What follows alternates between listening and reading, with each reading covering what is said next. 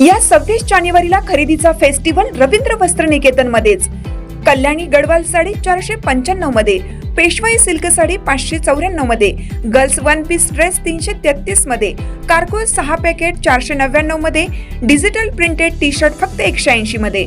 अशा अनेक असंख्य ऑफर्स एकाच छताखाली।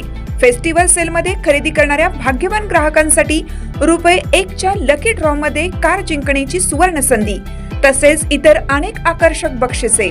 ऑफर 22 जानेवारी ते 5 फेब्रुवारी, फक्त 15 दिवसांसाठी। आजच भेट द्या रवींद्र वस्त्र निकेतन, सलगरे, तालुका मिरज, जिल्हा सांगली। ताज्या बातम्यांसाठी महान करेला सबस्क्राइब करा आणि बेल आयकॉनला क्लिक करा। प्रचाराच्या नावाखाली 26 महिलांची फसवणूक, सातारा एसटी स्टँडवर उपाशीपोटी ठिय्या। साताऱ्यात प्रचाराच्या नावाखाली महिलांची फसवणूक झाल्याचा गंभीर प्रकार समोर आला आहे। संभाजीनगरवरून साताऱ्यात तब्बल 26 महिलांना एका अज्ञात व्यक्तीच्या फोनवरून आणण्यात आलं। मात्र सकाळी 7 वाजल्यापासून दुपारी 2 वाजेपर्यंत त्यांना घेण्यासाठी कोणीही न आल्याने या महिला सातारा एसटी बस स्थानकात उपाशीपोटी बसून होत्या। अखेर संताप अनावर झाल्यानंतर महिलांनी बस स्थानकातच आरडाओरडा सुरू केली। या महिलांचा आरोप आहे की त्यांना एकनाथ शिंदे गटाच्या प्रचारासाठी संभाजीनगरवरून साताऱ्यात आणण्यात आलं।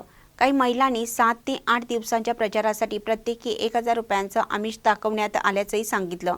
मात्र साताऱ्यात पोहोचल्यानंतर त्यांनी बोलवलं ते फोन उचलत नसल्याची स्थिती निर्माण झाली।